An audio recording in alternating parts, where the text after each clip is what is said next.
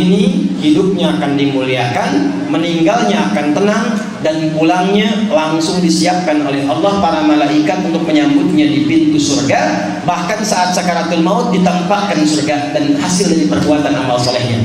Assalamualaikum warahmatullahi wabarakatuh. Jamaah dimanapun berada, kira-kira di mana lokasi Ustadz Somad sekarang? Ini sedang di atas asrama 3 lantai, asrama santri penghafal Quran Nurul Azhar yang luar biasa. Dari mana duitnya? Ini duit semua dikirim oleh jamaah dari seluruh penjuru dunia, dimanapun berada. Mari kita support agar lahir dari asrama ini para penghafal Quran, mujahid fisabilillah. Kami sudah tak kuat, sudah tua untuk berkeliling, masuk ke kampung, keluar kampung, hutan, keluar hutan. Anak-anak yang kita didik di asrama ini, makannya di sini, ngapalnya di sini, tidurnya di sini. Mereka nanti akan terjun ke seluruh pedalaman, ke tempat daerah Trisolir, di tempat-tempat yang selama ini kami datangi. Menjahaza ghazian faqad ghaza. Kita tak sanggup, kita bukan penghafal Quran, kita bukan ulama, kita bukan kiai. Tapi kalau kita support anak-anak ini, insya Allah mengalir juga pahalanya. Niatkan untuk almarhumah ibu, almarhum ayah kita. Mari support, donasi ke Bank Riau Kepri Syariah. Nomornya 82021666661, Bank Syariah Indonesia 147666666. Atas nama Yayasan Tabung Wakaf Umat. Bank Muamalat 2210666666 atas nama Yayasan Tabung Wakaf Umat. Jangan lupa sertakan kode transfer 01 di akhir nominal. Konfirmasinya ke nomor 0852 6541 6060, admin Yayasan Tabung Wakaf Umat. Berkah selalu. Assalamualaikum warahmatullahi wabarakatuh. Assalamualaikum warahmatullahi wabarakatuh.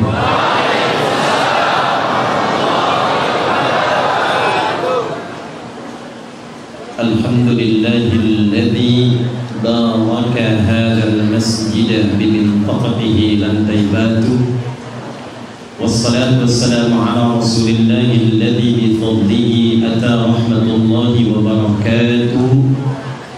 Wassalli wa sallim wa barik ala hadzal nabiyil karim nabiyyina Muhammadin wa ala alihi wa sahbihi wa dhurriyyatihi wa ummatihi ila yaumil mi'adi, amma ba'du. Fa ya ahbaballahi wa ahbaba rasulih sallallahu alaihi wasallam, usi nafsi wa iyyakum bi taqwallahi faqad fazal muttaqun. Fala tamutunna illa wa antum muslimun. Faqala ta'ala ya ayyuhalladzina amanu taqullaha haqqa tuqatih wa la tamutunna illa wa antum muslimun.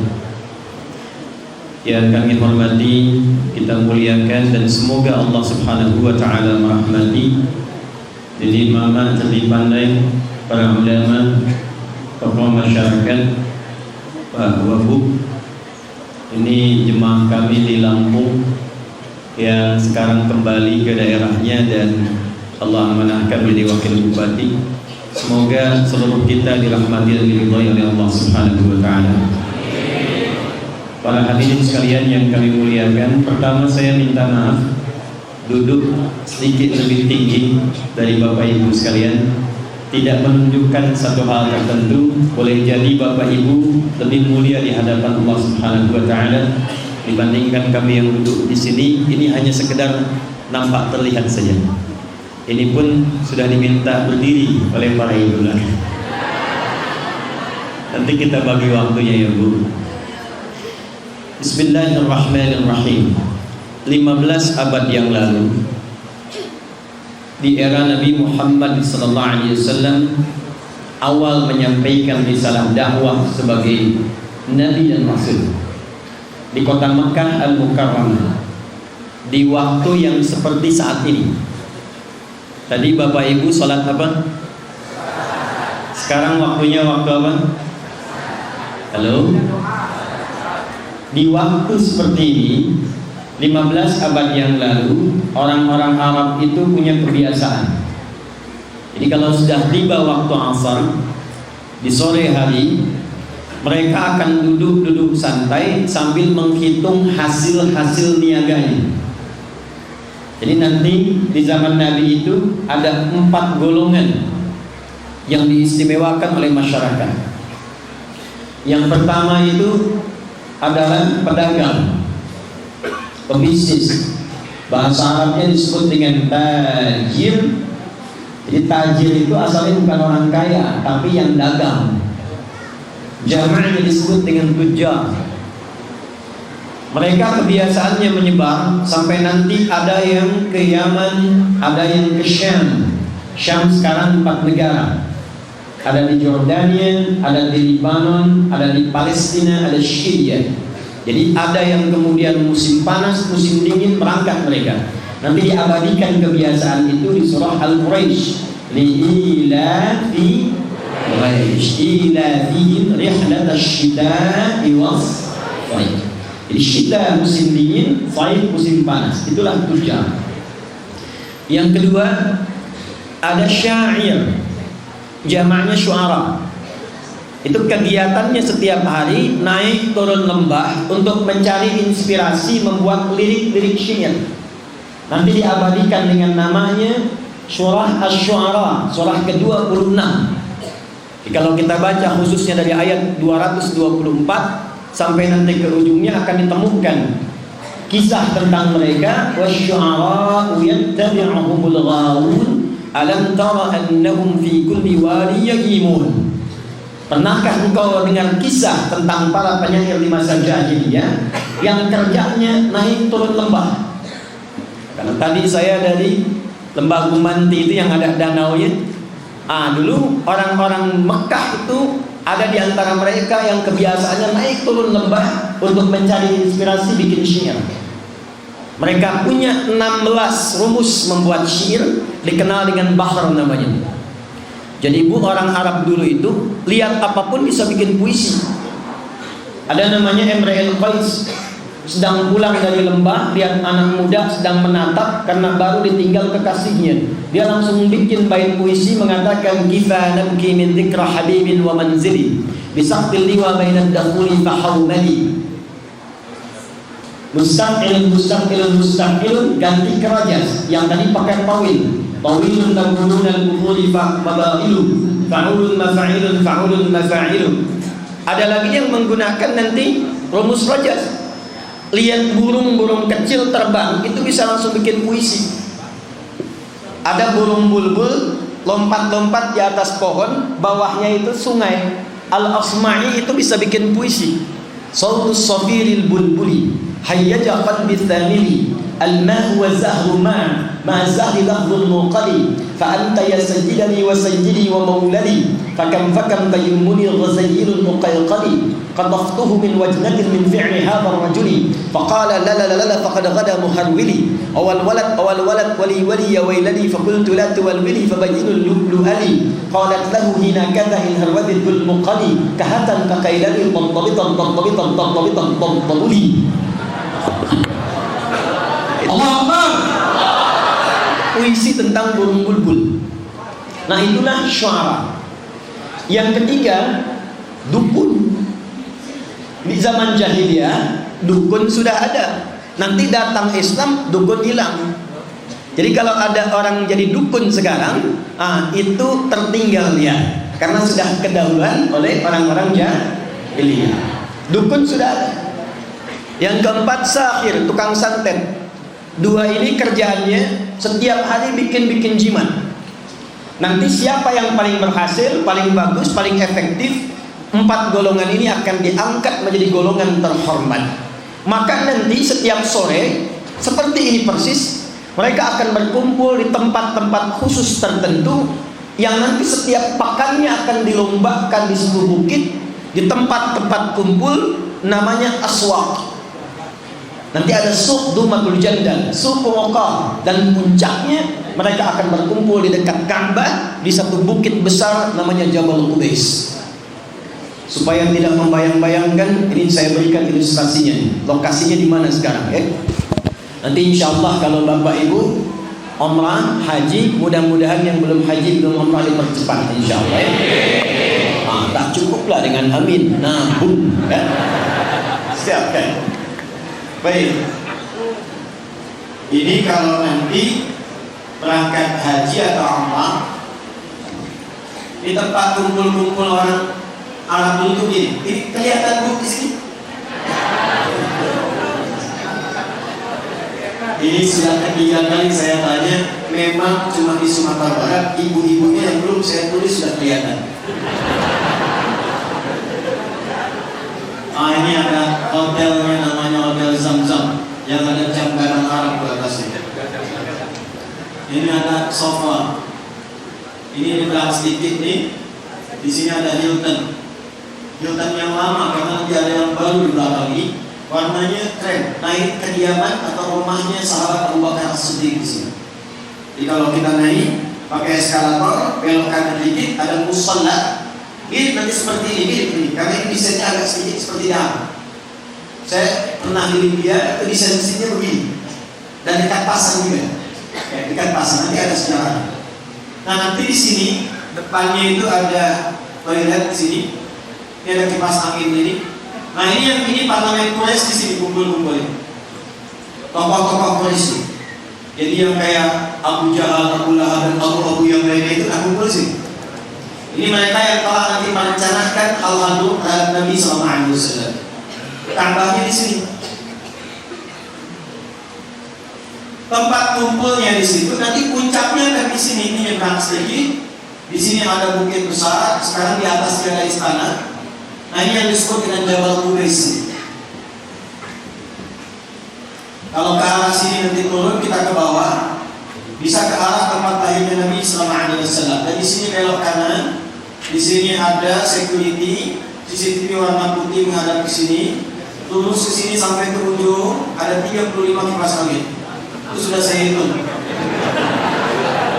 Kalau Bapak Ibu ke sana tambah jadi 36 dan tambah 1 kipas angin. Nah ini di sini dikumpulin, namanya Jabal Qubais. Setiap asam seperti sekarang ini. Jadi sebelum sampai ke sini mereka pemanasan dulu. Yang berniaga, berdagang, hitung-hitung berapa hasil yang dikumpulkan. Yang sudah bikin puisi dikoreksi, berapa lirik-lirik yang sudah bisa dibuat. Yang bikin jimat, jampe-jampe diuji coba. Itu setiap waktu seperti ini. Sehingga pekerjaannya setiap hari berangkat, kumpulkan, hitung-hitung. Berangkat, kumpulkan, hitung-hitung. Nanti setiap pekan mereka mulai dari hari Ahad, nanti sampai hari Kamis beraktivitas. Hari yang ke-6 yang sekarang kita sebut dengan Jumat, mereka namakan Yaumul Arubah. Yaumul Arubah, hari berkumpul untuk membangga-banggakan diri sebagai orang Arab yang sukses. Itulah jahiliyah. Jadi kegiatannya tiap hari hanya kumpulkan, cari, kumpulkan, kerja, hitung lagi. Kerjanya hanya untuk dunia saja. Akhir pekan tinggal koyak-koyak. Akhir pekan tinggal lomba-lomba. Siapa yang terbaik nanti diukir prestasinya di dinding Ka'bah. Karena itu syair-syair yang terbaik nanti akan dituliskan dengan tinta emas. 7 terbaik dituliskan dengan tinta emas, ditempelkan di dinding Ka'bah, disebut dengan al-mu'allaqatis sab'ah. Itu yang nanti di masa Islam akan dirubah dengan kain kiswah dan diganti tulisannya dengan Al-Quran. Asalnya begitu.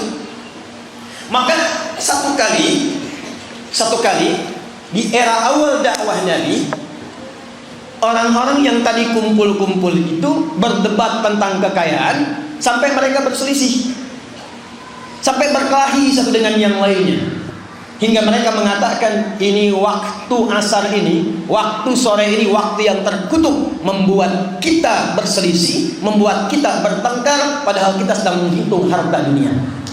Maka pada saat itulah kemudian Allah menurunkan kepada Rasulullah SAW surah ke-103 yang pada saat itu turun urutannya yang ke-13 setelah Al-Insyirah, sebelum Al-Adiyat. Maka turunlah Quran surah 103 di urutan mushaf sekarang, diberi nama dengan namanya waktu asar, Al-Asr. Maka Allah berfirman, A'udzubillahi minasyaitonir rajim, wal asr. Innal insana lafi khusr illa alladhina amanu wa 'amilus wa tawassaw bis 3 ayat saja. Yang kata Al-Imam Asy-Syafi'i rahimahullah, kalaulah dari semua Al-Quran hanya turun surah Al-Asr saja, sudah cukup surah ini untuk membimbing seluruh manusia mendapatkan ridha Allah Subhanahu wa ta'ala. Jadi surah ini surah yang ayatnya pendek-pendek, insya Allah menjadi favorit kita selain 3 kul huwallah, kul a'udzu birabbil falaq, dan kul a'udzu birabbin nas. Insya Allah surah yang pendek, tapi kalau dipahami, diamalkan, kata Imam Syafi'i, mampu merubah setiap manusia menjadi dekat dengan Allah dan sukses kehidupan dunia dan akhirat. Tidak cukup dengan amin, kita bahas dulu surah ini. Karena itulah sore hari ini insya Allah yang akan kita bahas singkat dan padat tentang makna surah Al-Asr. Diturunnya ini seperti ini waktunya, tepat seperti kita sekarang sedang berada. Maka Allah menurunkan kepada Rasulullah SAW surah ini untuk membantah kebiasaan orang-orang Arab jahiliyah pada masa itu, yang pekerjaannya, maaf, hanya mengumpulkan harta saja, hanya foya-foya saja, hanya kumpul-kumpul saja. Tidak ada kata-kata yang bermanfaat. Yang ada perkelahian untuk mendapatkan dunia, perkelahian karena dagangan, perkelahian karena omset, perkelahian karena konsumen, perkelahian karena jabatan, perkelahian karena masalah duniawi. Itulah jahiliyah. Nah, setelah diturunkan surah ini untuk orang beriman, orang-orang yang telah Islam itu berubah. Jadi tidak ada kebiasaan itu lagi. Sekarang saya mau tanya sebentar, kita beriman tidak? Kenapa jawabannya lemas? Kita beriman tidak? Jahiliyah bukan? Jahiliyah bukan? Saya mau tanya sebentar, kalau bukan jahiliyah, ada tidak orang-orang yang bertengkar karena memperebutkan pelanggan? Ada orang berselisih karena memperebutkan barang dagangan? Ada orang saling menyingkirkan, menyungkurkan, menghantam karena jabatan? Jahiliyah bukan?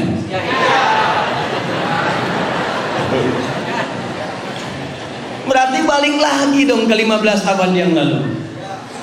Karena itu penting bagi kita untuk memperbaiki diri, karena kita tidak tahu kapan kita berpulang kepada Allah Subhanahu wa ta'ala. Mari kita bacakan wal.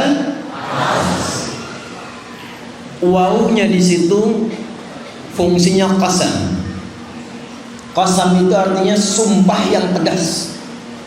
Bukan sekedar sumpah, sumpah yang tegas. Allah itu kalau sudah berfirman, tidak bersumpah pun sudah tegas. Tapi dalam ilmu balaghah, kalau ada sumpah mengawali dan mempersamai satu informasi, ini menunjukkan informasi yang disampaikan begitu penting. Saking pentingnya, semua yang dituju mesti menyimak dan mengamalkan apa yang disampaikan itu. Jadi kalau ada hamba yang menyimak ayat ini lewat begitu saja, tidak mengabaikannya, tidak mengamalkannya, mengabaikan ayat ini, itu pada saat yang bersamaan dia sedang mengabaikan sumpahnya Allah Subhanahu wa ta'ala. Contoh begini, bapak panitia ditanya teman, betulkah Ustaz Adi mau datang? Betul lah, insya Allah. Doa kita insya Allah mustajab 7 September yang lalu. Hanya yang betul, insya Allah ini sudah ada konfirmasinya. Sumpah demi Allah, insya Allah sudah ada konfirmasinya. Nah, setelah bersumpah seperti itu, ternyata lawan bicara tetap tidak percaya. Saya tak percaya itu. Kira-kira bagaimana perasaan orang yang bersumpah ini? Sekarang Allah bersumpah menyampaikan firman-Nya, lalu hambanya abai terhadap firman-Nya. Lalu bagaimana kira-kira Allah Subhanahu wa ta'ala melihat hambanya itu? Sedangkan sifat Allah itu juga kembali kepada pikiran hambanya. Kalau hambanya itu dekat, Allah semakin dekat. Kalau hambanya menjauh, tetap Allah berikan jalan untuk datang kepadanya. Tapi kalau hambanya abai, maka akan dibiarkan oleh Allah Subhanahu wa ta'ala. Itulah yang disebut dengan istidraj. Perhatikan kalimatnya. Quran surah kedua Al-Baqarah di ayat 152. Fadhkuruni adhkurkum washkuruni Fadhkuruni, engkau menyebut aku. Ingat sama Allah. Ingat. Kalau kita ingat, langsung Allah pun akan ingat. Cepat. Termasuk bab doa. Doa itu kalau ingin cepat dikabulkan oleh Allah, maka rumus cepatnya dalam Al-Quran itu kembali kepada ingatan kita kepada Allah. Semakin cepat kita ingat kepada Allah, semakin cepat kita diingat dan dijawab. Bahkan ada orang yang ketika ingatannya kuat terhadap Allah, dia belum meminta sudah dijawab. Ada yang begitu. Ada yang saking dekatnya dengan Allah, belum minta sudah dijawab. Itu rumusnya ada di Quran surah kedua Al-Baqarah ayat 186, paling kiri sebelah bawah di mushaf. Contohnya di Quran surah ketiga di ayat ke-37, sama-sama di kiri paling bawah di mushaf. Quran surah kedua ayat 186. Wa idza sa'alaka 'ibadi 'anni fa inni qarib ujibu da'wata ad-da'i idza da'ani. Perhatikan, belum selesai ayatnya.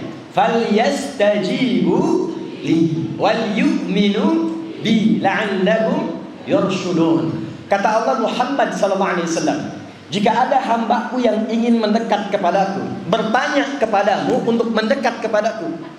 Biasanya kalau ada hamba ingin mendekat kepada Allah, motifnya dua. Yang satu ingin taubat dari dosa, yang kedua punya persoalan ingin minta. Jarang ada yang ketiga. Biasanya kalau bukan ingin taubat dari dosa, atau yang kedua ada persoalan ingin minta, ya Allah, ya Allah, ya Allah. Itu tabiat hamba. Maka apa jawab Allah? Kata Allah, ini standarku untuk hambaku. Siapapun yang minta kepadaku, aku akan kabulkan. Aku akan kabulkan. Jadi doa itu asalnya setiap diminta pasti dijawab. Jadi kalau ada orang berdoa meminta tidak terjawab, itu sebetulnya bukan Allah nggak jawab. Boleh jadi ada sekat yang menjadikan jawaban Allah itu memantul kembali. Itu hadisnya ada di hadis Muslim diantaranya. ثم ذكر الرجل أشعث أغبر يطيل السفر ويمد يديه إلى السماء فيقول يا رب يا رب فقال رسول الله صلى الله عليه وسلم أن يستجاب لذلك فملبسه حرام مطعمه حرام مشربه حرام وغذي بحرام. Nabi mengisahkan seorang lelaki yang menempuh perjalanan panjang. Perjalanan panjang safar itu mempercepat terkabulnya doa.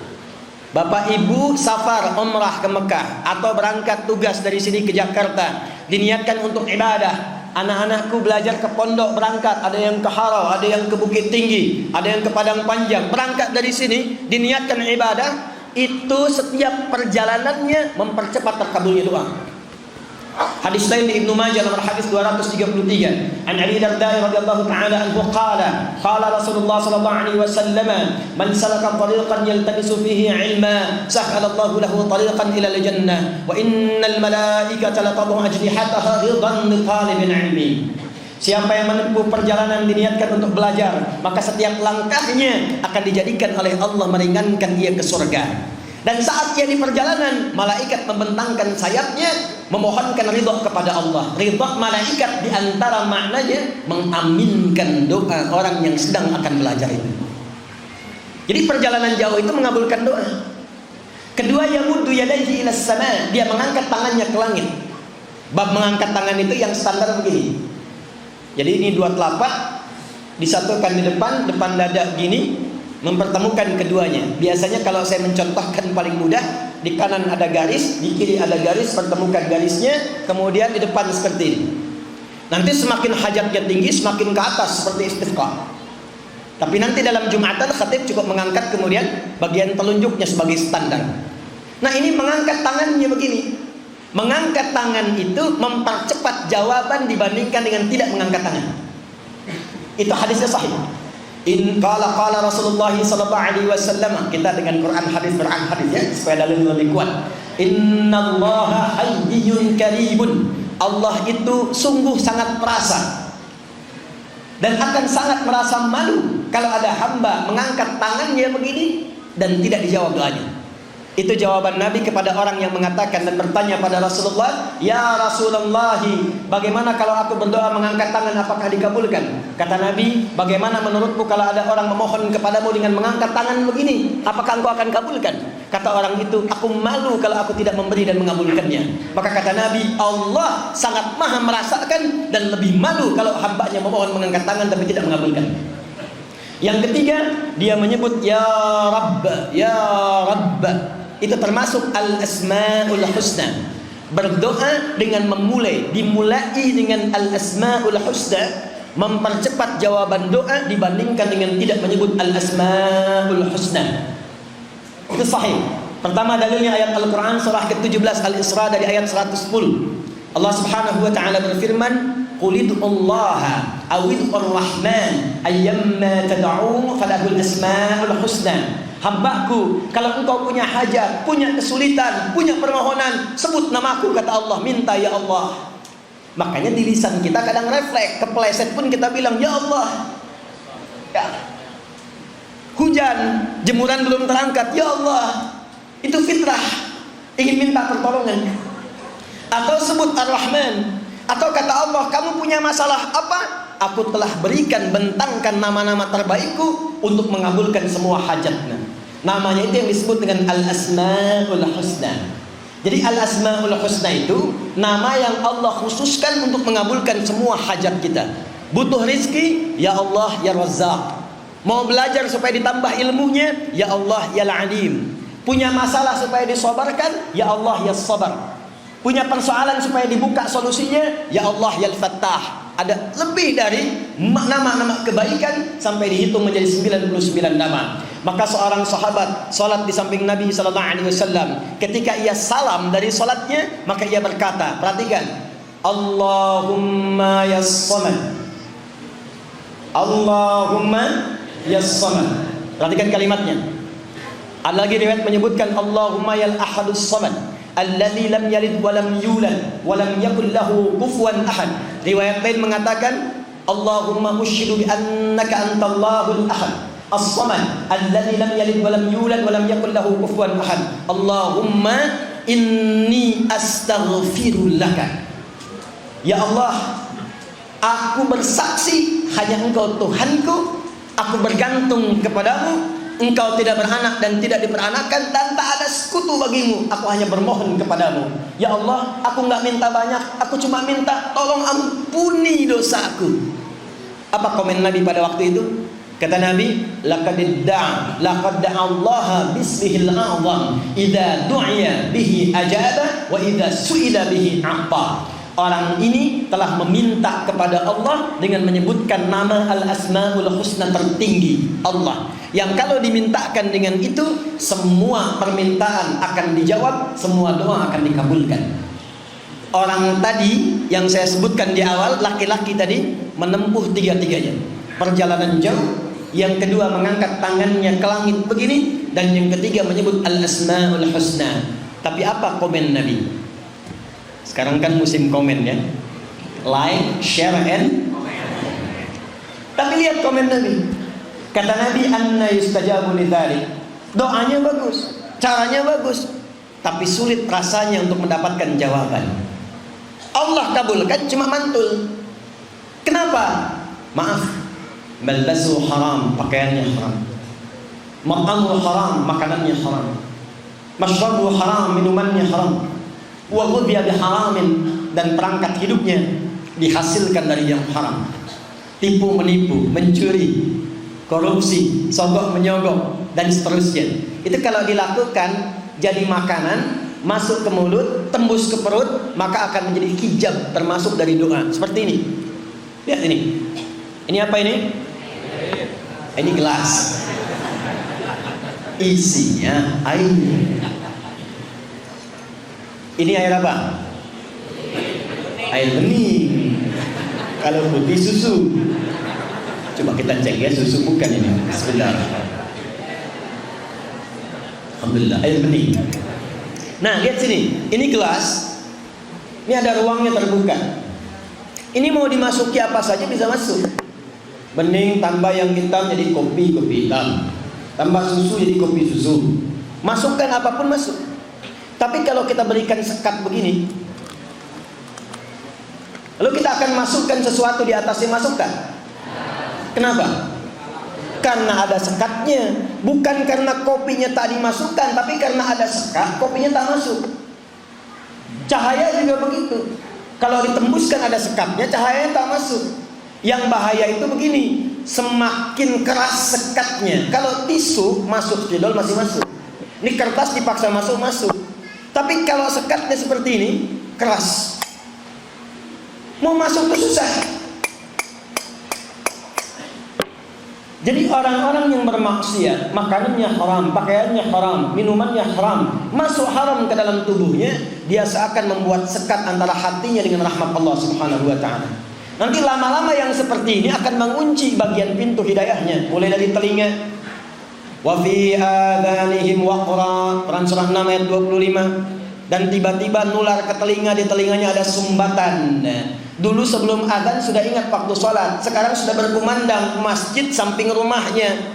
Itu toa masjid ke rumahnya begini tuh. Allahu Akbar, Allahu Akbar, masih nggak terdengar. Nah, ini bagian yang penting kita pahami.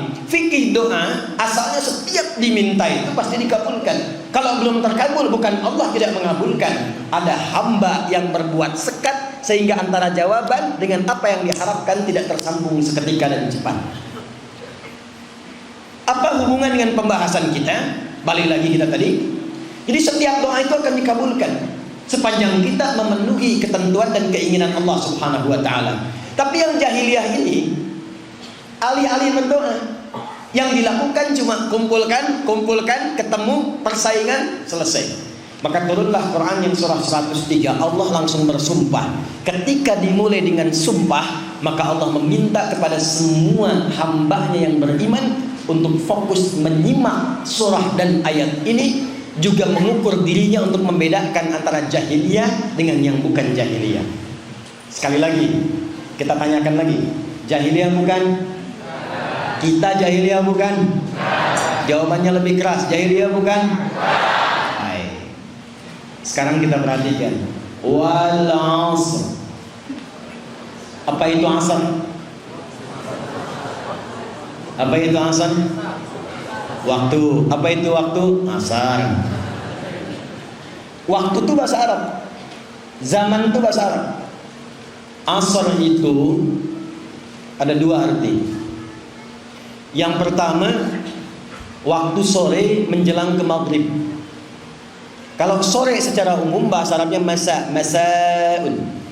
Sore menjelang ke maghrib itu asar. Dua, asar itu menunjuk kepada waktu secara umum yang kita isi untuk beraktivitas. Dan biasanya makna kedua ini yang dijelaskan oleh para ulama.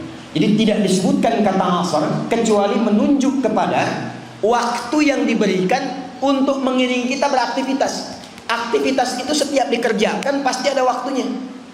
Nggak mungkin ada orang beraktivitas tidak ada waktunya. Bapak Ibu kalau tidur siang atau malam? Malam itu waktu. Kalau kerja siang atau malam? Siang itu waktu. Tadi bangun jam berapa? Itu waktu.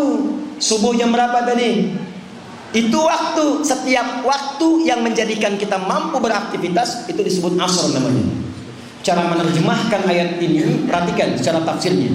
Wal 'asr. Kata Allah, aku bersumpah demi waktu, kesempatan yang aku berikan pada setiap hambaku untuk beraktivitas.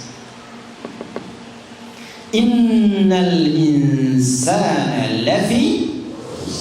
Yuk kita bahas setiap hurufnya. Saya senang karena saya ini dari kecil cinta Quran. Dari kecil. Apa kecil bahasa Minangnya apa?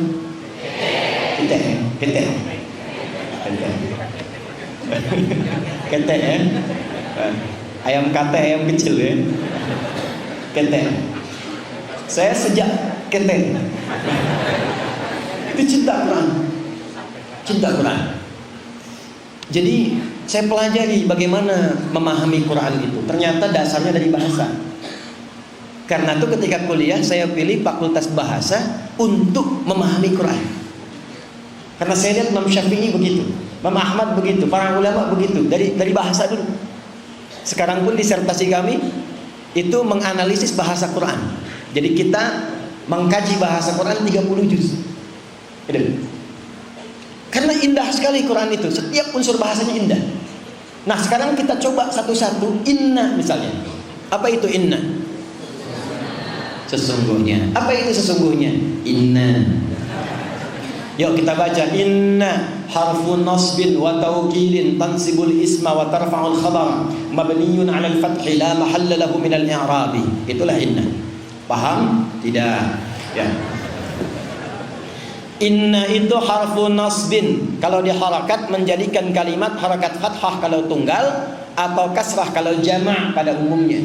Tapi dalam ilmu balaghah, nasab itu artinya nasabar rajulu asahu fil ardi. Seseorang menancapkan tongkat di bumi dengan kuat sehingga tongkat itu tak goyah begini. Kuat, itu nasab. Jadi kalau ada kalimat dibuka dengan inna, maksudnya tancapkan ayat itu, informasi itu dalam hatimu sekuat-kuatnya, jangan goyah. Itu inna namanya. Wa taukidin, kuatkan. Jadi kalau ada kita baca Al-Quran dibuka dengan inna, nahnya pendek, inna, ya inna, itu artinya ayatnya saking pentingnya kata Allah, tancapkan dalam hatimu, jangan goyah, kuatkan, jangan sampai lemah. Apa yang dikuatkan itu ya Allah? Kata Allah, hei, aku berikan kepadamu waktu, kesempatan untuk beraktivitas. Sehari 24 jam, sepekan 7 hari, sebulan 29 atau 30 hari, setahun aku berikan waktu. Cuma sayang, dari sekian yang aku berikan itu, innal insana, tancapkan dalam jiwamu yang paling dalam, semua manusia aku berikan kesempatan beraktivitas itu. Al-insan disebutkan 65 kali dalam Al-Quran. Tahan pelan-pelan. Bu,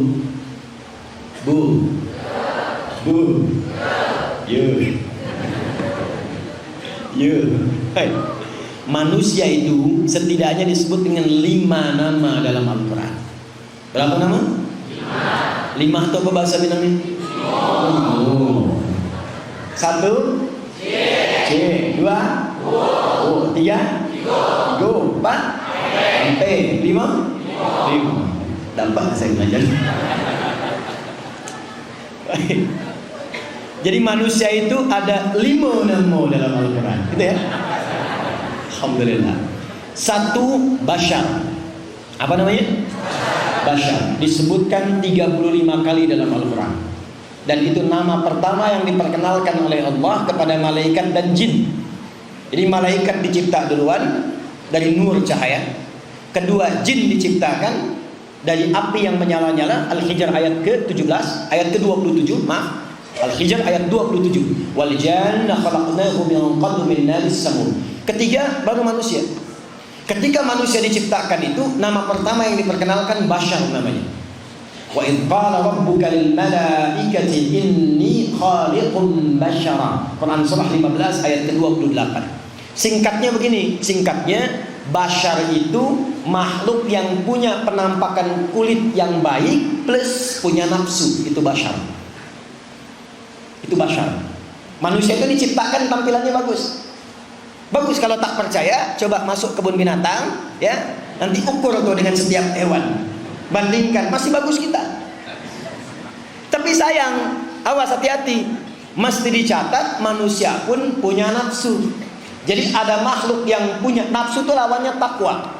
Nanti takwa disebutkan 115 kali, ya. Dan derivasinya 240 kali. Nafsu disebutkan 115 kali.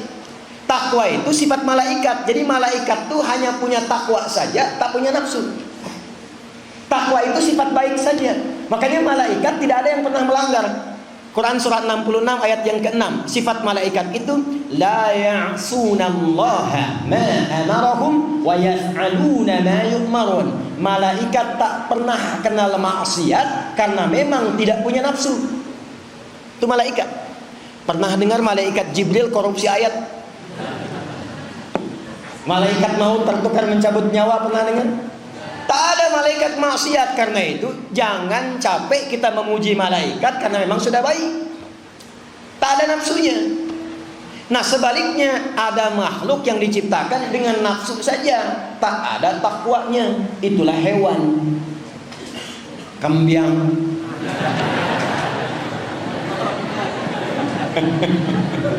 Sapi itu tak punya takwa, punyanya nafsu saja. Tadi kami sedang kencang-kencangnya tuh, tiba-tiba berhenti mendadak. Sapi lewat, dan sapinya santai aja, lihat begini, jalan lagi. Ibu sudah bersih-bersih lantai depan rumah, tiba-tiba ayam lewat buang kotoran. Ibu nggak usah marahi, dasar ayam, emang begitu. Ada delman di sini, ada kuda. Kuda lewat keliling tanah datar, tidak pakai celana, tidak malu dia. Karena memang yang dipunya nafsu, tidak ada takwanya. Manusia itu gabungan malaikat dan sifat hewan. Dia punya takwa, dia punya nafsu. Nah, cara kita mengendalikan nafsu supaya tidak mengikuti jejak hewan atau lebih daripada hewan, karena nanti ada orang dimasukkan ke dalam neraka jahanam di kerak bawahnya. Apa di antara sifatnya? Dia lebih buruk dibandingkan hewan ketika hidup di muka bumi. Sapi makannya apa? Kambing makannya apa? Rumput. Sapi, kambing makannya rumput. Ada manusia makan aspal, yang harusnya 7 cm cuma 5 cm itu jalan. Nah itu nanti kalau nggak taubat, itu masuk neraka jahanam paling bawah. Tapi poinnya, bagaimana cara mengelola nafsu itu? Temukan setiap kalimat basyar dalam Al-Quran, 35 kali disebutkan. Basyara ini 1 kali. Yang kedua, kadang disebutkan dengan nama ins, dipasangkan dengan jin, 18 kali disebutkan dalam Al-Quran. Ya ma'syaral jinni wal ins, wa ma khalaqtul jinna wal ins. Jin dengan ins itu pasangan dalam Quran katanya, tapi maknanya beda secara langsung. Kalau jin itu tersembunyi, setiap kalimat yang dimulai dengan jim dan nun dalam bahasa Arab artinya tersembunyi, tak nampak. Janin, kenapa disebut janin? Karena tersembunyi dari rahim ibunda, tak nampak secara kasat mata. Jannah, surga, kenapa disebut dengan jannah? Karena sekarang belum tampak di hadapan kita. Jin, kenapa disebut dengan jin? Karena fitrahnya diciptakan tersembunyi, tak nampak dalam pandangan kita. Karena itu kalau ada jin melakukan penampakan, itu jin sedang punya masalah. Karena sifatnya tersembunyi. Itu sebetulnya bukan Allah nggak jawab, boleh jadi ada sekat yang menjadikan tidak ada yang bisa. Kalau ada manusia mengatakan saya bisa melihat jin, itu artinya manusia itu sedang kesurupan jin. Betul, karena hanya jin dengan jin yang bisa melihat jin. Ingat itu. Hanya antara jin yang bisa melihat jin. Jin itu nggak ada, jin dan jin itu cuma di sinetron. Cuma jin yang bisa melihat jin, karena itu tersembunyi. Lawannya ins. Jadi kalau jin sifatnya itu tersembunyi, ins sifatnya tampak. Manusia itu tampak, kelihatan wujudnya, kelihatan datangnya, kelihatan pulangnya. Nah ini memberikan pesan kepada kita, kalau ada manusia yang suka sembunyi-sembunyi. Bapak pulang ke rumah, ada pintu depan, sembunyi-sembunyi lewat jendela. Ibu cari dompet suami, sembunyi-sembunyi. Kawan ketemu kawan dari jauh, kelihatan langsung pergi sembunyi. Ini menunjukkan bahwa manusia itu sedang, bukan jadi jin sedang bermasalah. Itulah ins. Jin itu kasar, ins halus. Jadi yang makhluk halus itu kita, bukan jin. Jin itu kasar. Makanya kalaupun ada orang kemasukan jin, tidak ada yang jadi lembut. Nah manusia itu disebut ins, kata dari lahir sudah punya bawaan lembut. Makanya kenapa kok ada orang yang kasar? Nanti ada babnya sendiri disebut dengan akhlak. 3, saya cepat. Dari ins menjadi nas. Jadi apa? Minal jinnati wan, disebutkan sebanyak 241 kali dalam Al-Quran. Nas menunjukkan sifat sosial, artinya tidak ada manusia yang hidup bisa hidup dengan sendiri. Kita butuh orang lain. Anak butuh orang tua butuh anak, ustadz juga sama butuh jamaah butuh ustadz. Nggak ada ustadz ceramah sana sini jemaahnya kosong. Semua saling melengkapi. Karena itu tidak boleh ada orang yang egois dalam berkehidupan. Nanti fikihnya ada lagi, nanti fikih sosial. 4, Bani Adam. Apa namanya? Disebutkan 7 kali dalam Al-Quran. Apa 7 bahasa bilangnya? Tujuan. Disebutkan 7 kali dalam Al-Quran. Bani Adam. Bani Adam itu maksudnya tidak ada manusia, anak manusia lahir di bumi kecuali nasabnya akan jelas tersambung ke Nabi Adam alaihissalam sebagai bapak moyang kita. Nah, karena itulah mukjizat Nabi Muhammad SAW. Di antara mukjizat beliau, dari lahir bapaknya meninggal tapi nasabnya paling jelas sampai ke Nabi Adam alaihissalam. Jadi ayahnya itu meninggal, beliau lahir yatim tapi nasabnya sampai ke Nabi Adam. Kita cek. Muhammad sallallahu alaihi wasallam bin Abdullah bin Abdul Muttalib bin Hashim bin Abdul Manaf bin Qusay bin Murrah bin Kilab bin Ka'ab bin Ghalib bin Fihr bin Malik bin Nadar bin Kinana bin Khuzaimah bin Mudrikah bin Ilyas bin Nizar bin Mudar bin Ma'ad bin Adnan bin Abdi bin Amri bin Muqawwam bin Namur bin Tarikh bin Ya'rub bin Yazid bin Nabi bin Ismail alaihi salam bin Ibrahim alaihi salam bin Azar atau bin Nahur bin Amir bin Kinan bin Al-Fahshal bin Sam bin Nuh alaihi salam bin Mihmail bin Dushana bin Kinan bin Anwas bin Tis bin Adam alaihi salam. Coba ulangi. Ayo. Jadi insyaallah semua kita keturunan Nabi, insyaallah. Nabi Jadi tak ada yang manusia lahir keturunan monyet itu, tak ada. Ya, itu hanya tesis di luar saja. Nah, yang kelima, inilah ayat Al-Asr, Al-Insan. Disebutkan 65 kali dalam Al-Quran. Tidak disebutkan insan kecuali nama bagi semua aktivitas manusia. Manusia yang berkegiatan itu dari bangun tidur sampai tidur, itu bahasa Arab yang disebut dengan insan. Kenapa saya bahas dari mulai bashar sampai insan? Saya ingin tunjukkan betapa detilnya bahasa Quran. Ini kalau bukan firman Allah, bukan seperti itu bahasanya. Mungkin akan dikatakan innal bashar, innal ins. Tapi Quran itu luar biasa detil. Ketika menyebutkan ya ma'syaral jinni wal ins, pakai ins, minal jinnati wal pakai nas. Tapi di sini ketika diberikan waktu beraktivitas, pasangannya insan. Itulah firman Allah, menunjukkan Al-Quran firman Allah, mukjizat, bukan kata-kata biasa Nabi Muhammad SAW. Innal insana, sungguh seluruh manusia yang beraktivitas itu lafi, berpotensi mengalami kerugian. Maaf, bapak dagang dikasih modal 24 juta, pulang-pulang cuma bawa 20 juta, untung atau rugi? Rugi berapa, Bu? 4 juta. Ada ibu suami pergi berdagang, dimodali 24 juta, pulang cuma bawa 4 juta. Rugi apa untung?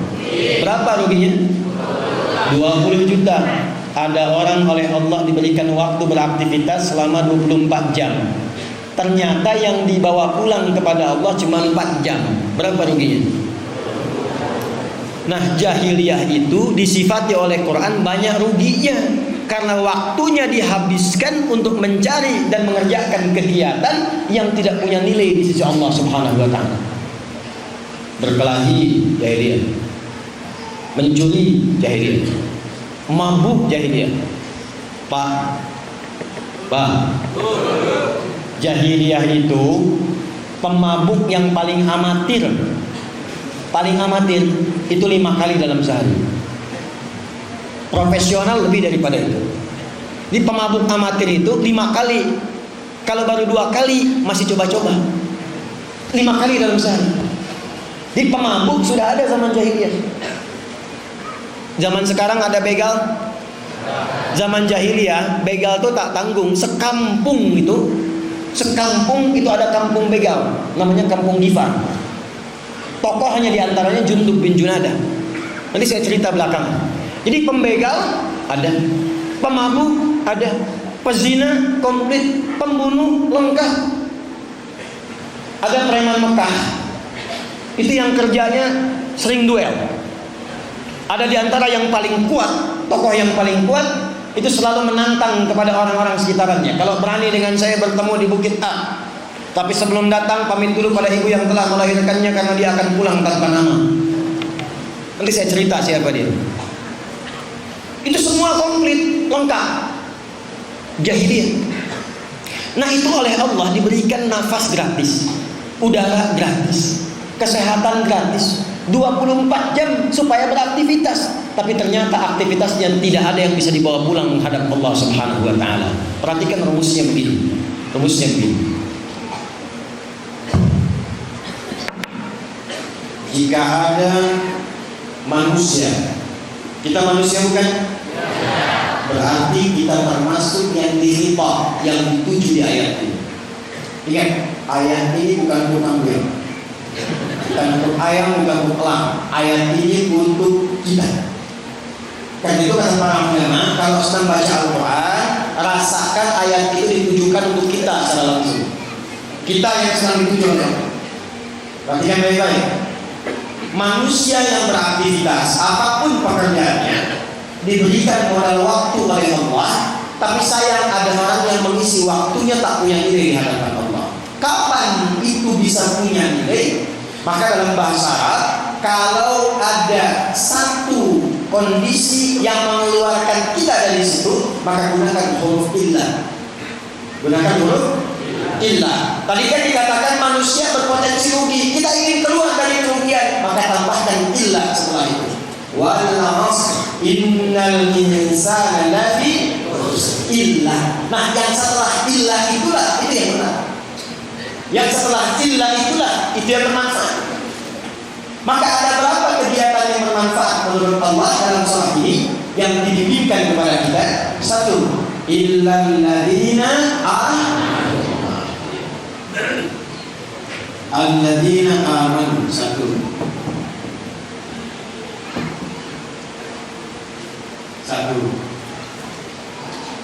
Teruskan dulu. Dua, wa amilus.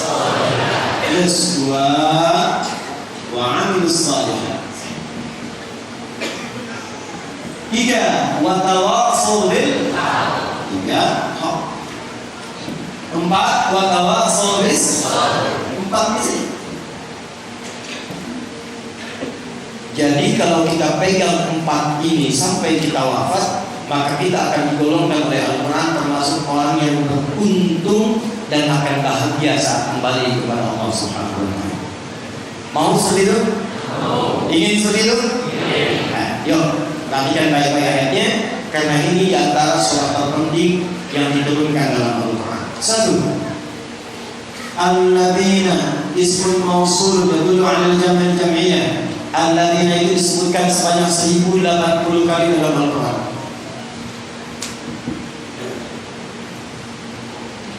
Mencakup semua kalangan tanpa kecuali. Laki-laki, perempuan, tua, muda, besar, kecil, kaya, cukup, semua tanpa kecuali. Yang punya jabatan dunia, yang tak punya jabatan dunia, pejabat, rakyat, diplomat, birokrat, pedagang, pebisnis, semua tanpa kecuali. Artinya apa? Artinya Allah menginginkan semua hamba-Nya itu bahagia. Allah menginginkan semua hamba yang tidak rugi. Cuman sayang kadang ada hamba yang diinginkan oleh Allah diberi petunjuk, cuma petunjuknya tidak diambil. Maaf ya, ini contoh saja ya, contoh. DKM tak harus mengikuti, cuma contoh. Contoh. Bisa. Kalau DKM di masjid ini lantai batu ini, setiap ada pengajian menyediakan snack, misalnya. Ini contoh saja, contoh. Menyediakan snack, diberikan makan, diberikan minum.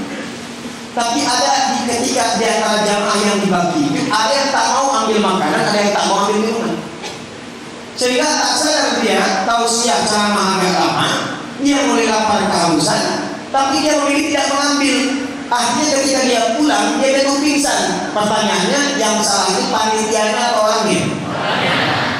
Panitia memberi, dia tidak mengambil. Allah itu menetapkan hidayah. Tidak ada hamba yang tidak dapat hidayah, diberikan oleh Allah. Cuman sayang ketika diberi, hamba-Nya tak mau ambil. Ibu kenal Firaun?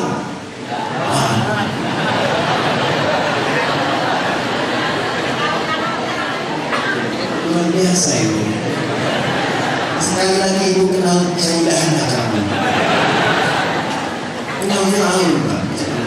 Kalimatnya dulu. Catat kalimat ini ya. Bolehlah jadi status itu boleh apa? Fir'aun itu se-Fir'aun Fir'aunnya. Fir'aun itu se-Fir'aun. Apa maksud se-Fir'aun Fir'aunnya itu? Fir'aun itu termasuk manusia paling jahat yang diabadikan perilakunya dalam Al-Quran. Satu, mengaku Tuhan. Orang sekarang tak ada mengaku Tuhan, paling tinggi mengaku Nabi. Ya, dan itu dikatakan oleh Nabi sebelumnya, akan ada orang yang setelah kematianku, setelah wafatku akan mengaku Nabi. Kalimat Nabi singkat, la nabiyya ba'di. Tak ada Nabi setelah aku. Itu artinya apa? Akan ada orang mengaku Nabi setelah aku. Kalau ada yang mengaku, cukup katakan, tak ada Nabi setelah aku. Cuma memang aneh, kalau ada orang mengaku Nabi itu biasa. Yang aneh itu setiap ada yang mengaku, ada pengikutnya. Itu yang aneh. Dulu ada orang pelatih bulu tangkis ngaku Nabi, ditangkap oleh polisi kita. Diinterogasi, kenapa bapak mengaku Nabi? Saya ke Bogor pak, dapat wahyu. Bisa dibayangkan orang ke Bogor dapat alas dia wahyu. Tapi ada yang begitu, ada yang begitu. Fir'aun lebih daripada itu, dia mengaku Tuhan. Ana rabbukumul a'la. Aku Tuhan kalian yang paling agung. Hobi bunuh orang, laki-laki eksekusi. Bu, kalau ibu hidup zaman Fir'aun dan mengandung, itu akan ditugaskan petugas khusus yang menginteli, mendampingi ibu setiap saat dengan pisau yang sudah terhunus siap. Jadi begitu melahirkan, langsung dilihat kalau laki-laki dibanting bayinya ke bawah, digorok di hadapan ibu yang baru melahirkan. Ya, menyembelih sesuatu dengan dijatuhkan dulu, itu bahasanya zabah. Zabah. Kalau tak dijatuhkan bahasanya nahar. Unta itu disembelihnya tidak dijatuhkan karena itu menggunakan mahar. Inna a'tainaka fasholli rabbika wan itu berunta. Tapi kalau kambing, sapi, kerbau dijatuhkan dengan lembut, bukan sekedar jatuh 1, 2, 3 kali, bukan begitu. Ada caranya. Kata Nabi, jika ada baksul fa'asil dirha. Kalau kau ingin menyembelih, yang bagus sembelihan itu. Itu makhluk Allah juga baguskan. Maka cara simpulnya baguskan, cara menariknya baguskan. Jangan kau asah pisaumu itu di hadapan hewan yang akan disembelih. Nanti Idul Adha kalau mau ngasah, jauhkan pisaunya. Jangan di hadapan kambingnya. Tunggu ya, benar-benar sakit kok insya Allah. Nah itu zabah. Kalau menggorok cuma kali-kali begini, itu zabah yudzabihu. Diabadikan di Quran surat kedua di ayat 49. Wa idh najjaynakum min ali fir'auna yasumunakum su'al 'adzab yudzabbihuna abna'akum wa yastahyuna nisa'akum. Fir'aun kejamnya luar biasa, cepat tersinggung, dan kalau tersinggung resiko kematian. Makanya Nabi Musa alaihissalam sebelum datang berdoa, Rabbi shrahli wa yassir li wahlul 'uqdatam yafqahu. Kalau bapak hidup zaman Firaun, aku tak suka dengan rambut kau. Bukan disuruh cukur mas, pisahkan kepala dari badan. Tapi Firaunnya tetap rahmat Allah secara berkeadilan berlaku dalam hukum kehidupan. Musa, Harun, idhaba ila Fir'auna innahu tagha. Fir'aunnya dikirimkan 2 orang nabi sekaligus, Musa dan Harun. Cuma sayang ketika didakwahi, diberikan hidayah, Fir'aunnya tidak mau ngambil. Bisa mau balik ke belakang. Allah itu memberikan hidayah secara luas. Cuma kadang-kadang hamba yang tidak mengambilnya. Itu ini. Apa hubungan dengan yang ini? Kita balikan. Alladzina, kata Allah, aku inginkan semua hamba-Ku itu semuanya nyaman, pulangnya nyaman, dunianya senang, akhiratnya bahagia. Makanya menggunakan kata alladzina. Cuma nanti hambanya mau atau tidak. Sekarang kita tanya diri kita, Bapak Ibu kalau diberikan pilihan oleh Allah mau untung atau rugi? Untung atau rugi? Yakin? Rumus pertama lagi, alladzina amanu. Kata Allah, Kalau mau untung keluar dari kerugian selama 24 jam sehari, cepat ambil iman itu dan simpan dalam qalbu. Bahasa Arab mengambil sesuatu dan menyimpannya dengan kuat itu menggunakan wazan dalam ilmu sharaf af'ala. Amana yu'minu, jamaknya amanu, mengambil sesuatu dengan kuat dan menyimpannya. Maka amanu artinya memutuskan untuk beriman dan disimpan dengan kuat dalam hati. Karena itu iman artinya yakin tanpa ragu, karena disimpan dengan kuat. Nah, disimpannya di mana? Disimpannya bukan di kepala kita, disimpannya bukan di mulut kita, disimpannya bukan di kaki kita, tapi disimpannya di kolbu kita. Jadi tempatnya iman ada di mana? Sekarang kita cek. Saya tanya dulu, Bapak Ibu beriman tidak? Beriman tidak? Berarti kita mesti mengecek. Kalau mengatakan beriman, cek tempatnya iman di mana? Cara mengeceknya bagaimana? Iman ini yang tempatnya ada di dalam kalbu punya pengecekan standar. Allah mengabsen getaran iman ini 5 kali dalam sehari. Berapa kali? Yang waktunya 1 subuh, 2 zuhur siang, 3 asar, 4 maghrib, 5. Itulah waktu pengecekan iman. Bagaimana cara mengeceknya supaya muncul getaran konfirmasi di hati bahwa itu adalah cahaya iman? Maka diperdengarkan nama Allah. Ketika diperdengarkan itulah akan ada getaran dalam kalbu kita untuk merespon seruan itu. Maka itu ada ditemukan di Quran surah ke-8 Al-Anfal di ayat yang kedua. Quran surah 8 ayat 2. Innamal mu'minuna alladzina idza dzukirallahu wajilat qulubuhum. Jamaknya qalbu itu qulub. Orang-orang yang sudah punya iman itu kata Allah bisa dicek. Kalau disebutkan, diperdengarkan nama Allah, maka akan ada konfirmasi getaran di hatinya. Karena itu setiap 5 waktu tadi diperdengarkan. Apa alat untuk mendengar? Telinga. Nah, telinga itu bahasa Arabnya udhun. Jamaknya disebut adzan. Pertanyaan saya, di 5 waktu tadi, subuh, zuhur, asar, maghrib, isya, ada azan atau tidak? Ada azan atau tidak? Kalimat pertama dalam azan itu apa? Allah. Allahu Akbar, Allahu Akbar. Idza dzukirallah, ketika disebutkan nama Allah, Allahu Akbar, Allahu Akbar, maka akan ada konfirmasi dalam jiwa kita.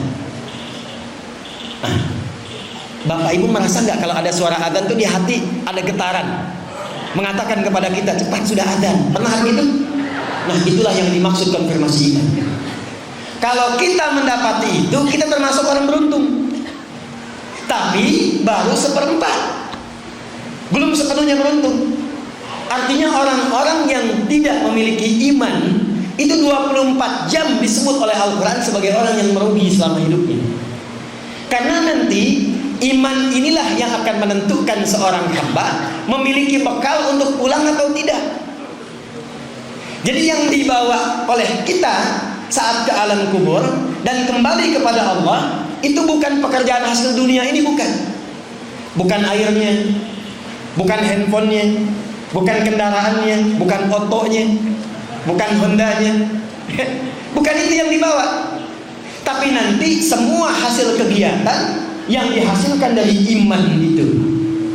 Nah, kalau iman sudah ada, dicek oleh kita ada getarannya, ini mesti hati-hati ya Pak, Bu, hati-hati.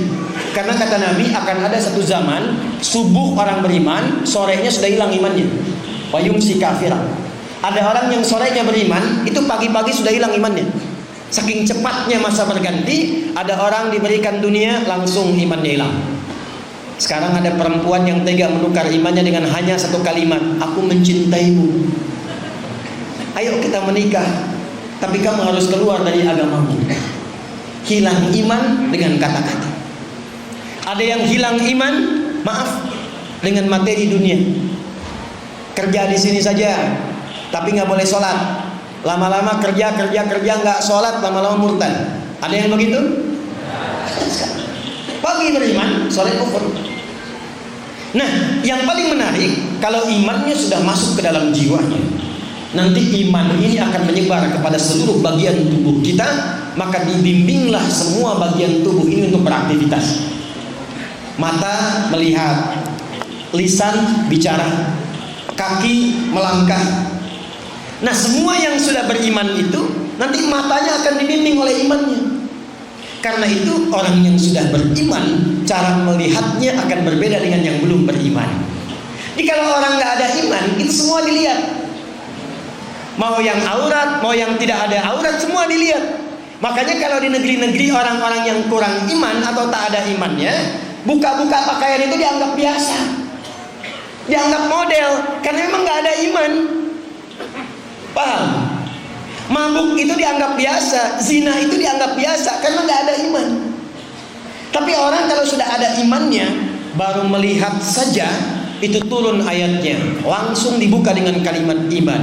Qul lil mu'minina, kata Allah, hei yang sudah merasa beriman, nanti getaran imannya akan membimbing ke matanya dan membimbing apa yang harus dilihat. Makanya kalau bapak tak percaya, ini kan ada handphone nih, suka buka internet ya, suka lihat YouTube ya, kan suka ada iklannya ya. Itu kalau ada iklan-iklan tak pantas, kalau iman kita masih kuat itu, begitu imannya kuat, ada iklan tak pantas, itu seketika mata bisa dipalingkan begitu. Pernah begitu? Ya, keluar ada gambar-gambar di jalan yang tak pantas dilihat, bisa dipalingkan. Bahkan terkadang saking kuatnya iman itu bisa istighfar. Astagfirullahaladzim, palingkan. Tak ada yang terlambat sikit.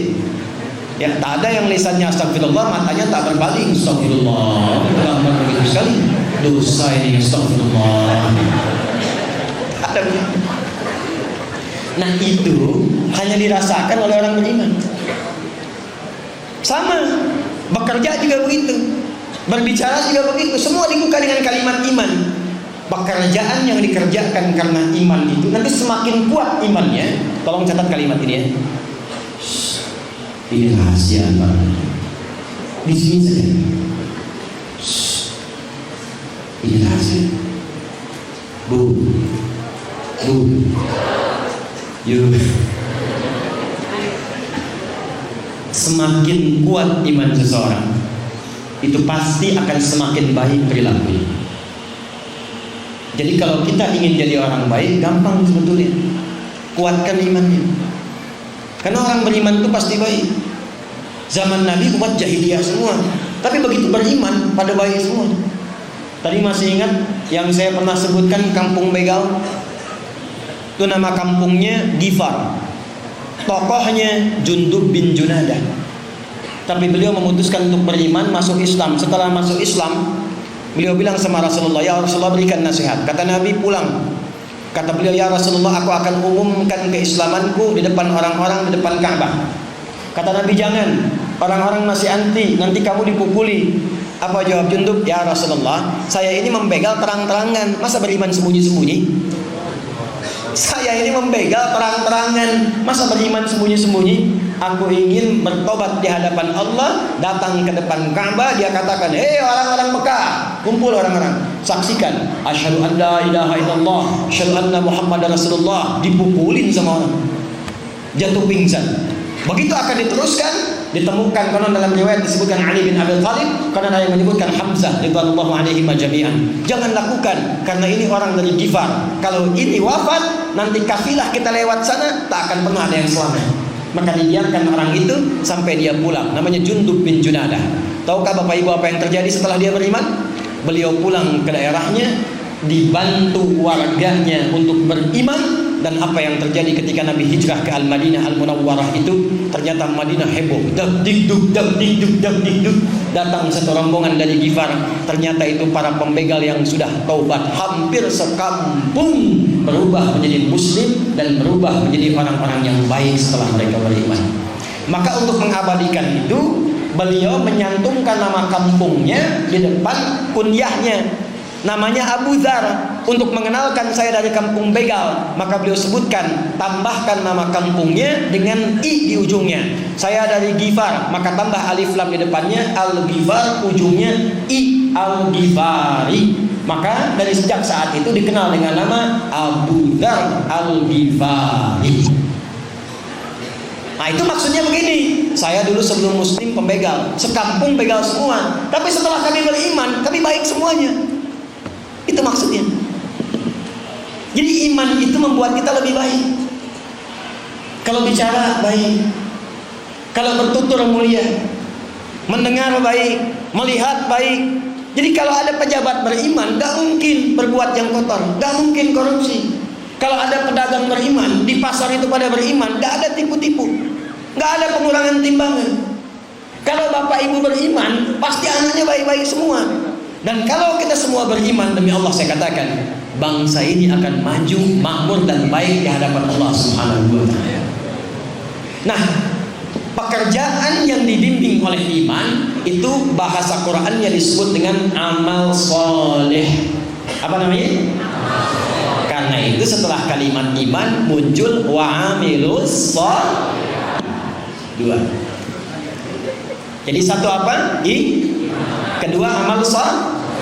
Nah, jadi oleh Allah disindir kebiasaan orang jahiliyah. Kenapa kamu sore-sore cuma begitu?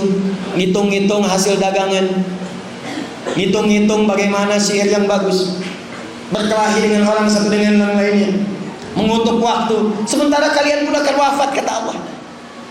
Nah, orang-orang yang mengerjakan perbuatannya karena iman dan menjadi amal saleh, maka dia akan punya nilai di hadapan Allah. Nilai itu yang akan ikut pulang. Contoh, ini bapak kerja, dapat uang. Uang itu diberikan motor. Motor itu barang ya. Lu bapak gunakan untuk misalnya ke masjid, berangkat, bekerja, berangkat. Nah, nanti kalau pekerjaan dengan motor itu diniatkan sebagai ibadah, amal soleh karena Allah, nanti akan punya nilai di hadapan Allah. Nilai itu yang disebut dengan hasanah namanya. Apa namanya? Hasanah. Saya tuliskan ya, hasanah. Hasanah. Nah, ini yang ikut pulang hasanah ini. Ini yang ikut pulang, motornya tidak. Karena itu kalau ada orang punya kendaraan seperti motor, kemudian dia meninggal, saya tanya, maaf, motornya ikut dikubur tidak? Pakaiannya ikut dikubur tidak? Handphonenya ikut dikubur tidak? Yang ikut itu adalah apakah pakaian ini pernah jadi hasanah atau tidak? Handphone itu digunakan untuk hasanah atau tidak? Rumah itu pernah digunakan untuk hasanah atau tidak? Itu yang ikut. Karena itu semua pekerjaan di dunia yang punya nilai hasanah, di akhirat akan ditunjukkan kembali hasanahnya. Dunia didapatkan, di akhirat ditunjukkan. Itulah doa yang sering kita minta dalam Al-Quran, surah kedua ayat 201. Wa minhum man yaqulu rabbana atina fid dunya hasanah. Nah, di akhirat ditambahkan wa fil akhirati wa qina. Setiap jadi hasanah, maka dia punya nilainya itu 10 di sisi Allah. Dari mana tahunya Ustaz? Quran surah ke-6 ayat 160. Man jabil hasanah falahu asyru amsalihha. 10 ini begini menghitungnya. 1 kedua 500 tahun, 2 ketiga 500 tahun, 3 keempat 500 tahun. Nah, yang 500 tahun itu nilainya, yang 10 itu disebut ajrun dalam Al-Quran. Lahum ajrun ghairu mamnun. Itulah yang kita sebut dengan pahala. Dia ikut. Dihasilkannya dari apa? Amal soleh. Jadi kalau kita hanya bekerja saja, mahal. Jualan, ke kantor, makan, minum, tidur, itu jahiliyah pun mengerjakan itu. Kalau tidak berbuat jahat, tapi mengerjakan dunia saja, nanti berhenti dunia saja, tapi ke akhirat tetap punya bekal karena nggak ada hasanahnya. Maka sejak di dunia cari perbuatan-perbuatan yang punya nilai di hadapan Allah Subhanahu wa taala. Apa perbuatan yang bisa menjadi amal soleh itu? Adalah semua perbuatan yang dibenarkan oleh Allah. Dalam bahasa Quran, semua perbuatan yang dibenarkan oleh Allah disebut hak namanya. Apa namanya? Makanya hak itu dalam Quran selalu dilekatkan dengan Allah. Al-haqqu min rabbika fala takunanna minal mumtarin. Al-Baqarah ayat 147. Contoh, maaf, minum boleh tidak? Boleh tidak? Jangankan yang beriman, yang belum beriman pun minum. Tapi minum bagaimana yang dibenarkan oleh Allah? Kata Nabi, sebelum engkau minum, ambil dengan tangan kananmu, ucapkan Bismillahirrahmanirrahim. Contoh, Bismillahirrahmanirrahim. Setelah selesai, ucapkan Alhamdulillah. Nah, minum seperti ini, fungsi airnya menghilangkan haus. Kalimat Bismillahirrahmanirrahim itu yang jadi hasanah. Itunya yang pulang. Makanya semua pekerjaan kita itu ada doanya. Doa itu yang menjadikan perbuatan jadi hasanah. Contoh, maaf ya, bangun tidur ada doanya, makan ada doanya. Nah, yang masuk masjid kaki apa? Ada doanya. Keluar masjid kaki apa? Ada doanya. Doa masuk dengan keluar sama tak? Tidak. Bahkan ke toilet pun ada doanya. Kakinya diatur. Kenapa mesti ada doa? Kenapa ada aturannya? Supaya jadi hasanah. Kalau tak ingin jadi hasanah, bebas.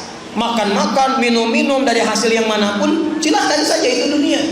Tapi resikonya kalau pulang, dia bisa rugi di hadapan Allah Subhanahu wa taala. Nah, tugas kita sekarang itu adalah coba catat, identifikasi dari ujung kepala sampai dengan ujung kaki, persiapkan oleh kita semua pekerjaannya punya nilai hak di hadapan Allah Subhanahu wa taala. Sekarang berlatih. Maaf, tadi mata fungsinya apa? Melihat yang bagaimana, yang hak, yang dibenarkan oleh Allah. Maka berlatihlah selama sepekan ini ke depan, ketemu Jumat lagi, hanya boleh melihat yang Allah perkenankan untuk melihat. Jelas? Nanti ketika kita melihat yang tidak boleh menurut Allah, cepat palingkan. Semakin banyak latihan seperti itu, maka nanti mata akan terbiasa dituntun oleh iman melihat yang hak saja. Lisan, apa fungsinya mulut? Bicara yang bagaimana, yang hak, yang dibenarkan oleh Allah. Kata Nabi, man kana yu'minu billahi wal yaumil akhir falyakun khairan aw liyas. Katakan yang baik. Jadi kalau lisan ini ingin berkata yang tidak baik, diam, tahan. Apa kabar Uni? Baik, alhamdulillah. Gimana pekerjaan? Lancar. Suami bagaimana? Ah, itulah dia. Tahan. Si Fulan kenapa sih kemarin kok seperti itu? Tahan. Gibah, tahan. Mencela, tahan. Nanti kalau sudah terbiasa dengan perkataan yang baik, akan anti dengan yang tidak baik. Kalau terbiasa melihat yang halal, nanti akan anti dengan yang haram. Maka mustahil orang yang beriman itu mencuri, karena melihat pun tak mampu. Nah, ini persoalannya, mohon maaf, matanya tak terjaga. Keluar dari masjid masih ada yang tertukar sandal, padahal baru dari masjid. Ayatnya tak diamalkan. Mana sandal wali? Oh, ini dia sandalnya, dipakailah sandal, padahal dia masuk ke masjid tak pakai sandal. Jadi berlatih sampai ujung kaki. Nah, puncaknya, maaf, tugas kita hanya itu saja, apapun pekerjaannya. Bapak yang mau dagang, dagang silakan. Bagaimana berdagang yang disukai oleh Allah? Jangan curang, jujur, jauhi riba, jangan sogok menyogok, jangan korupsi. Nah, ini ya, yang di pemerintahan, jangan korupsi. Membantu, lihat yang maslahat, turunkan kebijakan yang baik. Itu yang disukai. Itu yang disukai. Kalau kita sudah terbiasa dengan itu, jaga sampai tiba waktu kematian. Kata Quran, wa tawassaw bis, sabar ya sampai meninggal. Ntar kalau sudah meninggal, nggak capek lagi, nggak ada kerja lagi, tinggal istirahat. nunggu hisab dan ridha Allah Subhanahu wa taala. Orang-orang yang terbiasa dengan iman dan amal soleh, maka Nabi Muhammad diperintahkan langsung oleh Allah, termaktub dalam Quran surah kedua ayat ke-25 untuk memberikan kabar gembira kepada orang-orang itu. Wa basyiril ladzina amanu wa amilus solihati anna lahum jannatin tajri min tahtiha. Orang ini hidupnya akan dimuliakan, meninggalnya akan tenang, dan pulangnya langsung disiapkan oleh Allah para malaikat untuk menyambutnya di pintu surga. Bahkan saat sakaratul maut ditempatkan surga dan hasil dari perbuatan amal solehnya. Itu yang menjadikan dia tenang dan diridhoi oleh Allah dan disiapkan surga untuknya. Quran surah 89 ayat 27 sampai 30. Ya ayyatuhan nafsul irji'i ila rabbiki radiyatan fadkhuli fi ibadi wadkhuli. Nah, terakhir hadis Nabi Muhammad sallallahu alaihi wasallam fima rawahul Bukhari, dalam kitab Sahih Al-Bukhari, topiknya Badul Khalqi, subtopik yang ke-9 sifat abwabul jannati, nomor hadis 3257. Nabi mengatakan fil jannati thamaniyatu abwabin, di surga itu ada 8 pintu surga. Ada berapa? Nah, ternyata 8 pintu surga itu kembali ke amal soleh kita. Maka siapkan 8 amalan pokok itu, turunkan saat ke bumi.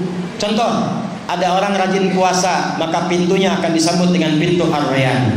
Ada orang rajin salat, maka akan disambut dengan pintu As-Salah. Ada orang rajin berbagi, rajin menolong, rajin membantu saudaranya yang kesulitan, maka akan dibuka pintu As-Sadaqah. Ada orang rajin berjuang di pemerintahan menegakkan kebenaran, berjuang di pasar-pasar menegakkan kebaikan, bantu orang lain, saling menolong, maka itu nanti akan masuk lewat pintu babul jihad.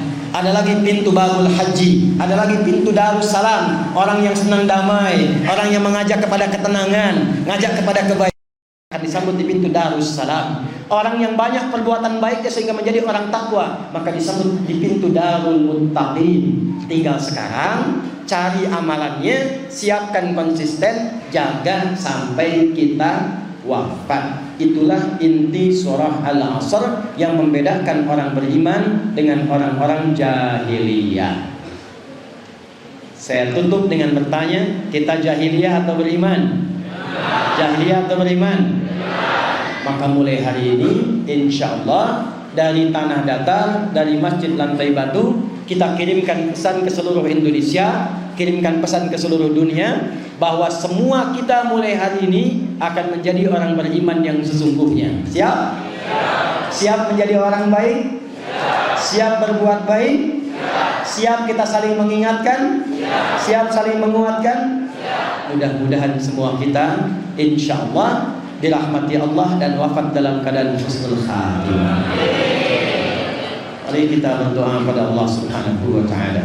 Mengakhiri pertemuan kita di kesempatan kali ini, mudah-mudahan apa yang kita mohonkan insyaallah diridhai oleh Allah Subhanahu wa taala. Allahumma taqabbal minna innaka antas samiul alim wa tub 'alaina innaka antat tawwabur rahim. Nahmaduka hamdan kama 'allamtana an nahmada wa nashkuruka syukran kama 'allamtana an nashkura. أنت المقدم أنت المؤخر بيدك الخير إنك على كل شيء قدير. ربنا لا تدع لنا في مقامنا هذا وفي كل مقام ذنبا إلا غفرته. Ya Allah, kalau ada satu pun hambamu yang datang ke masjid ini atau di lingkungannya, jika ia berupa hamba yang berdosa, jangan biarkan ia pulang kecuali Engkau mengampuni seluruh dosa-dosanya. Wala hamman illa farajtah. Jika ada satupun hambamu datang membawa kegelisahan, jangan ia biarkan meninggalkan masjid ini kecuali Engkau telah tenangkan keadaan hatinya. Allahumma wala asiran illa yasartah. Jika ada hambamu yang tengah mengalami kesulitan saat ini di rumah tangganya, di pekerjaannya, dalam hartanya, jangan biarkan ia pulang kecuali Engkau telah tuntaskan seluruh kesulitannya. Wala maridan illa syafaitah. Jika ada di antara hambamu yang sakit seberat apapun, maka mohon angkat dan sembuhkan penyakitnya. Allahumma rzuqna hayatan thayyibah wa mamatan thayyibah husnal khatimah.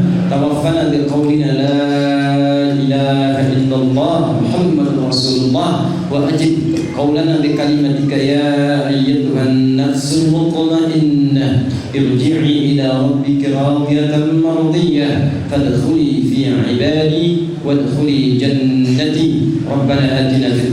حسنة وفي الآخرة حسنة وقنا عذاب النار. وصلى الله على سيدنا محمد وعلى آله وصحبه أجمعين، وآخر دعوانا سبحانك اللهم وبحمدك أشهد أن لا إله إلا أنت نستغفرك ونتوب إليك، والحمد لله رب العالمين، ثم السلام عليكم ورحمة الله وبركاته.